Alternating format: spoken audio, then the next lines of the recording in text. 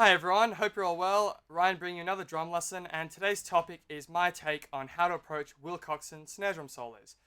So, if you haven't already got this book, Charley Wilcoxon, the All-American Drummer, there's 150 rudimental solos. It's a really great book, so I highly recommend checking that one out. So today we're going to focus on the three areas that I think make a great Wilcoxon solo, and those are dynamics, technique, and time. So today's lesson will be split into three parts, focusing on each individual area, and then we'll have a go at the end, putting them all together. So let's get into it.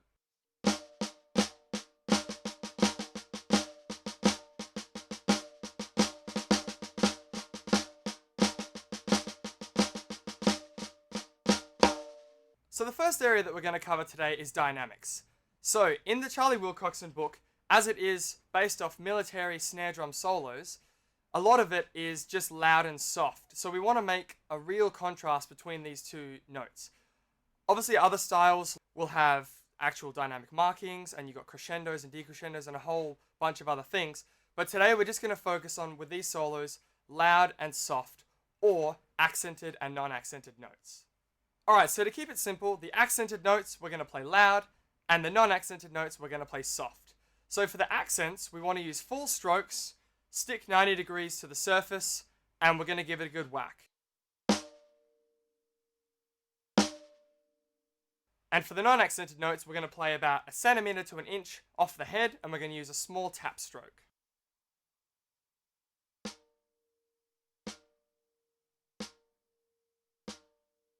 So for today's lesson, I'm going to use the first 4 bars as a little excerpt from solo number 1. So we're going to apply our dynamics, technique, and time to this. So I'll put a little transcription at the bottom here, and you can follow along. So the accents are on beats 1 and 2 for the first 3 bars, and then on the last bar, they're on the ands, or the off beats. All the rest of the notes are going to be quiet, or non-accented tap strokes. So here we go.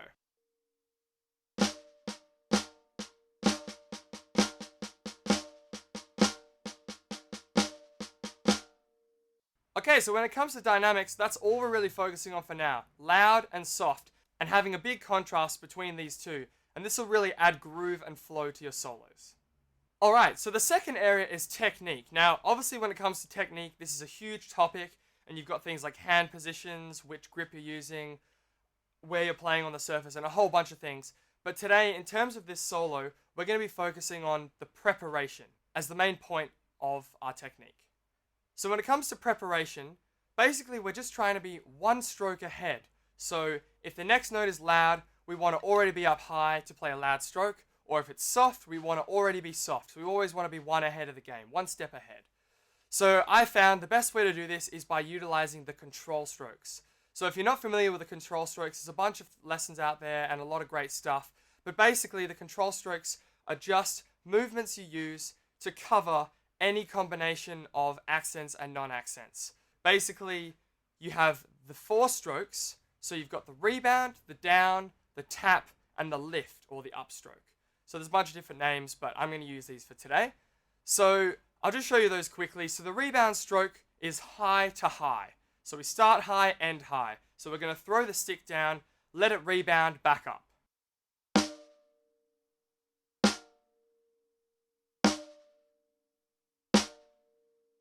So we have the downstroke, which is high to low. So this prepares us for non-accented or ghost notes to come.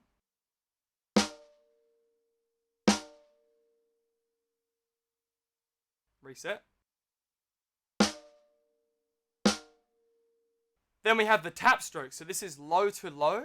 So we're going to tap, and we're going to come immediately back to our 1 inch off the drum position.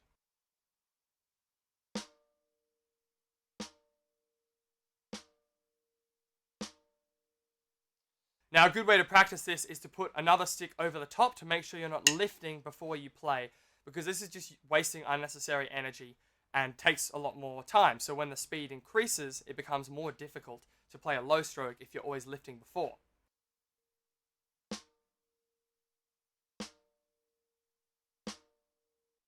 So if you hear a,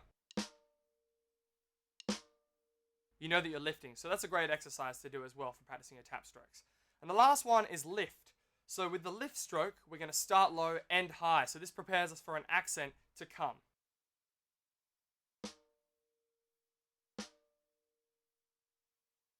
or you can use a bit of molar.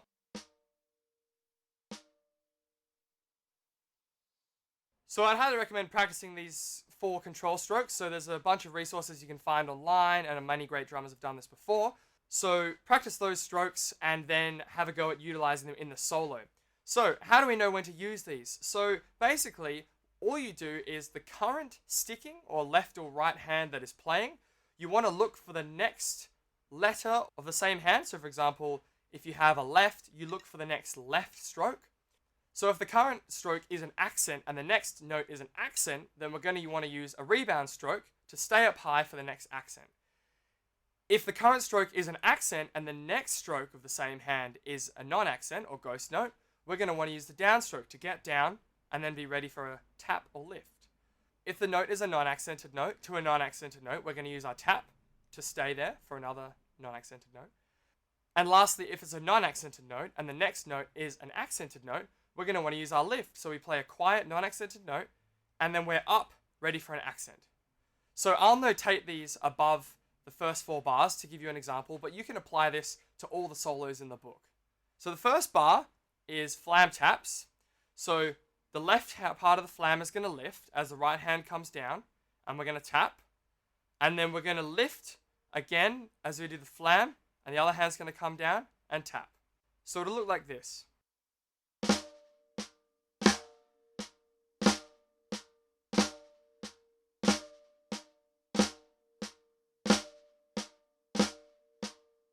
So we're doing lift and down, tap, lift and down, tap.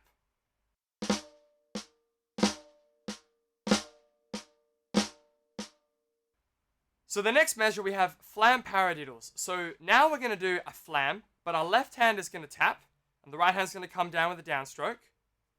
And then the left hand is going to lift because the next note it has is the left hand accent of the next flam paradiddle.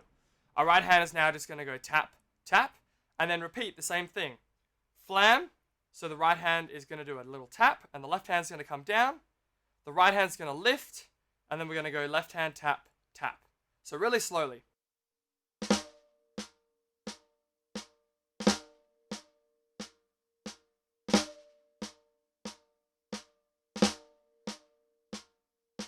A little faster.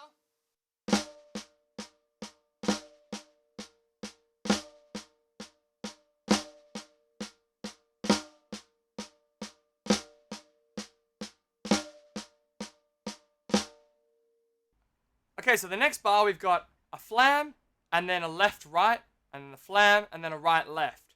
So here we're going to go flam, so we're going to do, the left hand is going to be a tap, right hand is going to be a downstroke, and then we're going to play left-right, lift with our left, because we've got a left accent next, and then we're going to go flam, again, right-left. Now following on to the next bar, we don't want to lift the right at the end, but if we were looping this one exercise, this is what it would look like.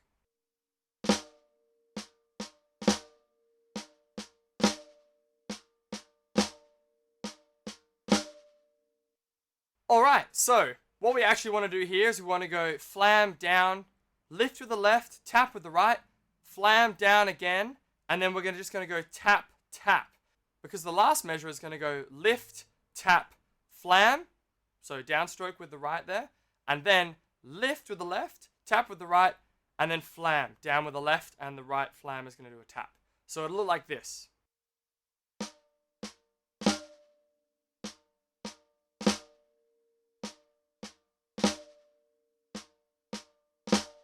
So again here, we're just trying to prepare for what's to come. Now, these strokes are quite difficult at first, so I recommend playing these really slowly and methodically going through with the lift, tap, and all these kind of things. And then after a while, it'll just naturally start to seep into your playing, and you'll be able to sight read exercises, and you'll lift automatically because you'll see what's to come, and you'll see it as a whole picture rather than individual strokes. So this can take some time, so be patient with it. Check out some other great resources with help on this. So that's the technique section. So the last section is the time section, or the timing. So basically here what we want to do is be nailing the subdivisions. So in the first exercise, we're just dealing with 16ths and 8th notes. So what I would do is I'd put the metronome on 16ths and play along. So you have 16ths going through because that's the highest subdivision that we're using. And we want to try and nail each individual note along to the click. So right now, let's try and nail the subdivisions, and then also later you can add the dynamics and the preparation or the control strokes in with this to get the whole picture. So 16ths, starting real slow, along to a metronome, first 4 bars. Here we go.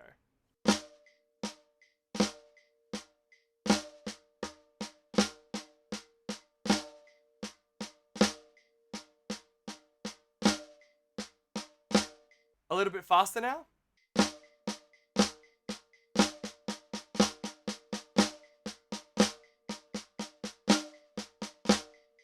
Now, if you want a real challenge and really try to nail this timing, you can put it on twice the speed of the highest subdivision. So we have 16ths here.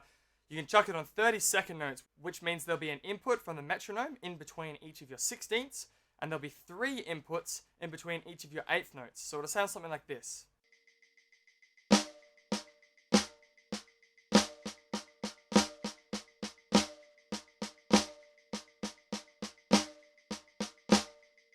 Now, if you really nail this, you'll start to bury the metronome, which essentially just means that the metronome is still going, but you can't audibly hear it because you're playing directly or perfectly in time with the metronome, and therefore your note will block out the metronome because they're perfectly in sync.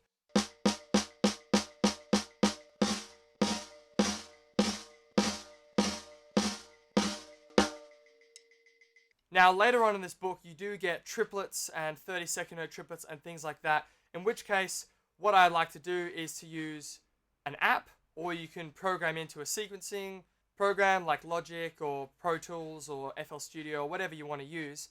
I like to use an app called Time Guru, and you can actually program in the switch between 16ths and triplets, and that way you can practice along with the metronome, and then you know that you're nailing these subdivisions correctly. So something like this.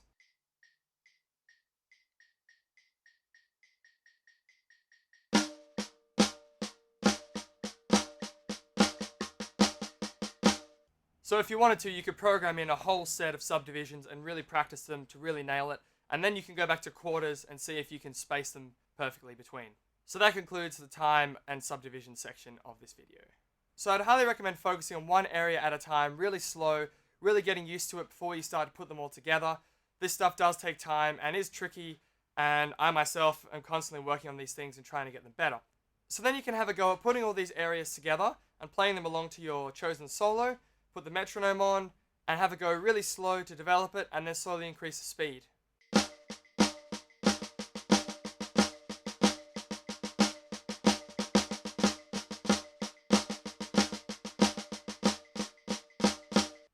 So I hope you enjoyed today's lesson. If you did, I'd really appreciate it if you hit like, subscribe, and turn bell notifications on so you don't miss any more drum lessons. I've created a PDF which contains the first 4 bars notated with the dynamics and the control strokes. I also highly recommend that you grab a copy of Charley Wilcoxon, the All-American Drummer. It's a great book and it's a really good buy. If there's any areas that you think make a great Wilcoxon solo, drop a comment below and I'd love to know your thoughts. Thanks again for watching, I really appreciate it, and I'll see you next time for a new drum lesson.